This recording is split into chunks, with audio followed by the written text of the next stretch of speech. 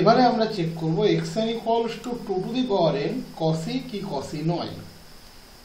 আমরা আবারও বলছি কসি নয় দেখানো, এক্ষেত্রে কসি হবে না। 2 টু দি পাওয়ার n তোমরা জানো কনভার্জেন্ট সিকোয়েন্স নয়। কসি নয় দেখানোর জন্য আমরা কি বলেছিলাম, আমরা দেখাবো একটা পার্টিকুলার ইপসাইলন গ্রেটার দেন 0 আমরা চয়েস করব, যার বেসিসে আমরা দেখাবো যে একটা pair of natural number nm আমরা পাবো, যার জন্য modulus xn minus xm greater equals to that epsilon হবে for any natural K epsilon. That is সোজা কথা বলতে গেলে কে ইপসাইলনের সেই অর্থে কোনো রোল এখানে থাকে না, শুধু আমাকে দেখাতে হবে ইপসাইলনের বেসিসে আমরা একটা পেয়ার অফ ন্যাচারাল nm পাবো, যার corresponding modulus xn minus xm greater equals two epsilon হবে। তাহলে আমি নিয়ে নিলাম xn equals to 2 to the power n, epsilon equals to 1, n greater than m। আমাকে n আর m এর মধ্যে একটা চয়েস তো নিতেই হবে। এখানে ওই ইভেন অড দিয়ে এর আগে একটা প্রবলেম করেছিলাম, ওরকম কোনো বিষয় নেই। এখানে যে কোনো nm দিয়েই দেখানো যাবে যে এটা কসি নয়, কারণ এটা আমরা জানি যে কনভার্জেন্টই নয়। তো মডিউলাস xn মাইনাস xm, তাহলে xn হলো 2 to the power n, xm হলো 2 টু দি পাওয়ার m।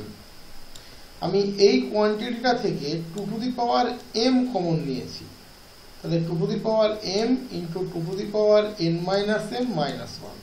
এখানে মডটা রাখা না রাখা সমান, কারণ খেয়াল করে দেখো n greater than m, n হচ্ছে ন্যাচারাল নাম্বার, m হচ্ছে ন্যাচারাল নাম্বার। তার মানে n মাইনাস m এর ডিফারেন্স 1 এর চেয়ে বড় বা সমান শিওরলি, যেহেতু দুজনের ন্যাচারাল নাম্বার। আবারও বলছি কি বলতে চাইলাম, আমি নিয়েছি n greater than m, n m দুজনেই কিন্তু ন্যাচারাল নাম্বার, তার মানে n আর m এর ডিফারেন্সটা obviously greater equals to 1। n m এর চেয়ে বড়, তার মানে n m এর সাকসেসর হতে পারে, m প্লাস 1 হতে পারে বা তার বেশি হতে পারে, মিনিমাম সাকসেসর হতে পারে। তাহলে m আর m প্লাস 1 এর ডিফারেন্স কত? 1, that is n minus m always greater equals to 1, that is 2 to the power n minus m greater equals to 2 to the power 1 2। তার মানে 2 to the power n minus m minus 1 greater equals to 1। এই যে ব্র্যাকেটের মধ্যে কোয়ান্টিটিটা আছে 2 to the power n minus m minus 1, এটা at least greater equals to 1।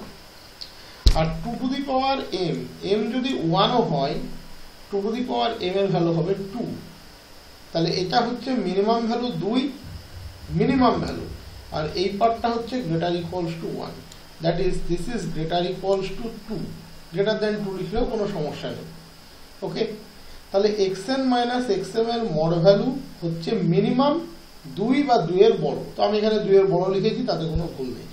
তাহলে ইপসাইলন যদি 1 নিই, 2 নিশ্চয়ই 1 এর চেয়ে ছোট নয়, so modulus xn minus xm doesn't less than epsilon equals to 1 for any natural k। আমি আগেই বলেছি k ইপসাইলনের সমস্ত k ইপসাইলনের জন্য সাধারণত এটা ট্রু হয়। So 2 to the power n is not Cauchy. তুমি এখানে ইপসাইলনের সিরিজটা 1 নিতে পারো, হাফ নিতে পারো, 3/2 নিতে পারো, 2 এর চেয়ে ছোট যে কোনো নাম্বার নিতে পারো। ওকে, শুধু মাথায় রাখবে তুমি যখন n গ্রেটার দ্যান m নিচ্ছ এবং দুজনেই ন্যাচারাল নাম্বার, তার মানে এদের ডিফারেন্সটা 1 বা 1 এর বেশি। ওকে, 1 বা 1 এর বেশি, তাহলে 2 to the power n minus m greater equals to 2 to the power 1, 2 to the power n minus m minus 1 greater equals to 2 minus 1, that is 1, that is এটা গ্রেটার ইকুয়ালস টু 1। আর 2 টু দি পাওয়ার m, m এর মান যদি 1 ও হয় 2 to the পাওয়ার m হবে 2, তার মানে এদের প্রোডাক্টটা গ্রেটার ইকুয়ালস টু 2, তো তুমি শুধু গ্রেটার দ্যান লিখলে কোনো ভুল নেই। So modulus xn minus xm never be less than any epsilon. যদি আমরা ইপসাইলন ইকুয়ালস টু 1 নিই তাহলেই ভায়োলেট করে যাবে। ওকে, যদি ইপসাইলন ইকুয়ালস টু 1 নাও তাহলেই দেখবে ভায়োলেট করে যাচ্ছে। So 2 to the power n is not Cauchy. 4 number problem বলেছে xn equals to 1 minus half plus 1/3 minus 1/4 plus up to minus 1 to the power n minus 1 into 1 by n. Xn equals to 1 minus half plus 1/3 minus 1/4 up to minus 1 to the power n minus 1 into 1 by n. This is the value of xn. তো প্রথমে আমরা n আর m এর মধ্যে at least একটাকে তো বড় আমাদেরকে নিতেই হবে। আমি প্রথমে xn টাকে এখানে লিখে নিলাম 1 minus half plus 1/3 minus 1/4 up to minus 1 to the power n minus 1 into 1 by n. n greater than m choice করলাম, n greater than m, তার মানে 1 থেকে n অবধি পৌঁছতে গেলে আমাকে m কে ক্রস করে যেতে হচ্ছে।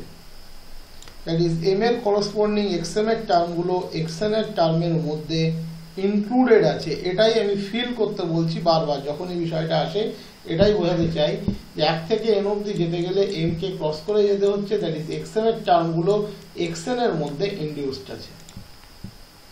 তাহলে প্রথমে আমি xn লিখে নিচ্ছি 1 minus half plus 1/3 minus 1/4 minus 1 to the power m minus 1 1 by m minus 1 to the power m 1 by m plus 1 minus 1 to the power m plus 1 1 by m plus 2 minus 1 to the power m plus 2 1 by m plus 3 up to minus 1 to the power n minus 1 1 by m. এটা হলো simple xn।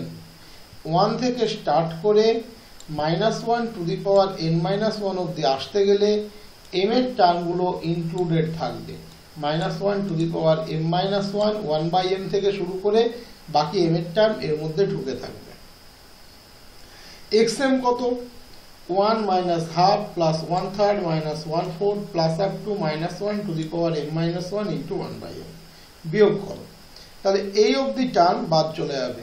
minus 1 to the power m minus 1 1 by m অবধি বাদ চলে যাবে। তাহলে পড়ে থাকবে কি?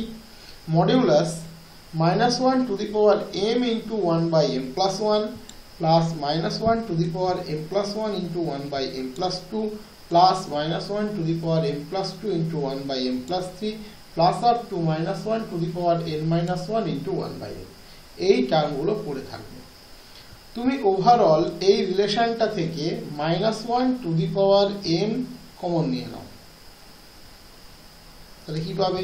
minus 1 to the power m 1 by m minus 1 minus 1 by m plus 2 plus 1 by m plus 3 up to minus 1 to the power n minus m minus 1 minus 1 to the power n minus m minus 1।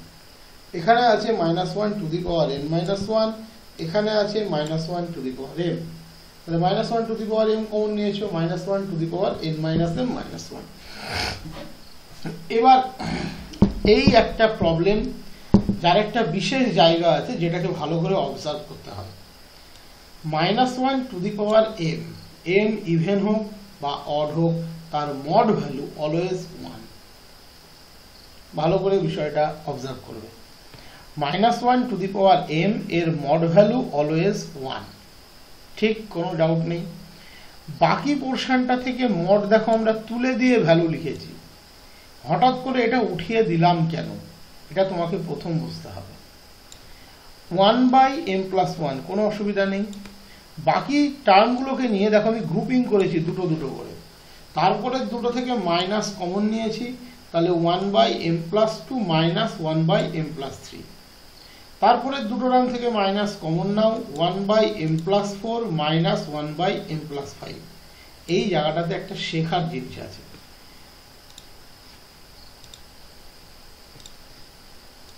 তুমি কি লিখেছো? 1 by m plus 2 minus 1 by m plus 3।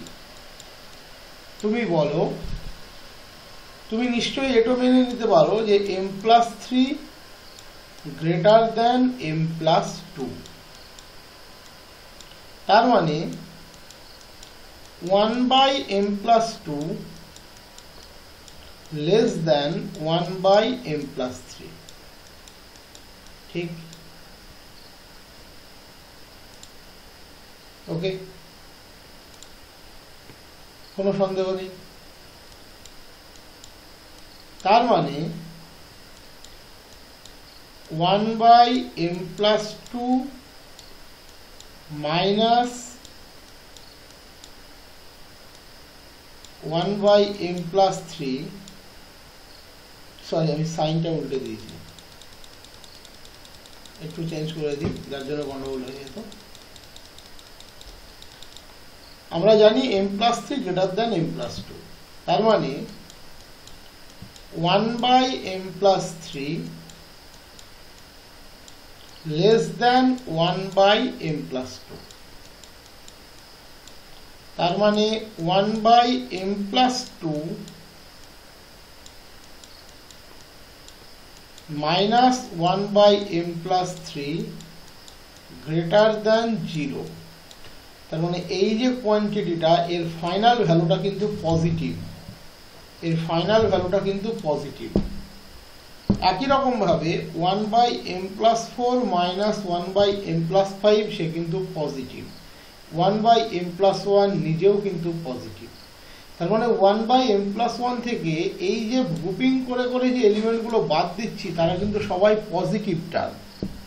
তাহলে 1 by m plus 1 থেকে positive term বিয়োগ হচ্ছে, তাহলে যে রেজাল্টটা পাবো, এই টোটাল বিয়োগফলটা যে রেজাল্টটা দেবে সেই রেজাল্টটা নিশ্চয়ই 1 by m plus 1 এর চেয়ে ছোট।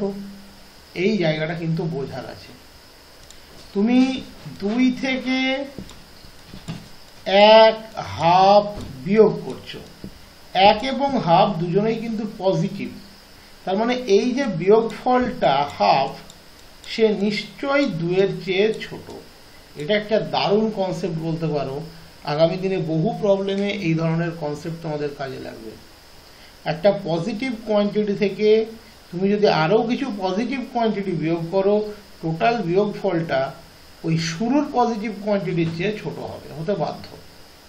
2 minus 1 minus half obviously less than 2, তাহলে 1 by m plus 1 একটা পজিটিভ কোয়ান্টিটি, তার থেকে আমরা বিয়োগ করছি minus within bracket 1 by m plus 2 minus 1 by m plus 3, যেখানে 1 by m plus 2 minus 1 by m plus 3 greater than 0, তার মানে 1 by m plus 1 থেকে একটা পজিটিভ কোয়ান্টিটি বিয়োগ করছি।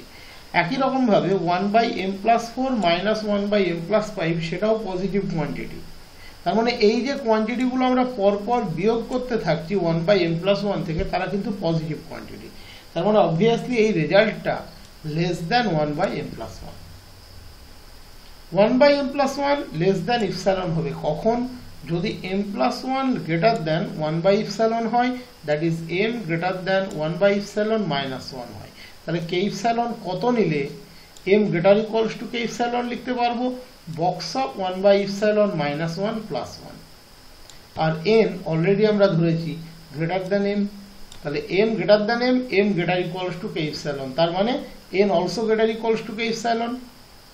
So modulus xn minus xm less than epsilon for all n greater than m greater equals to k epsilon, that is xn is Cauchy, আর Cauchy মানে convergent, so xn is convergent।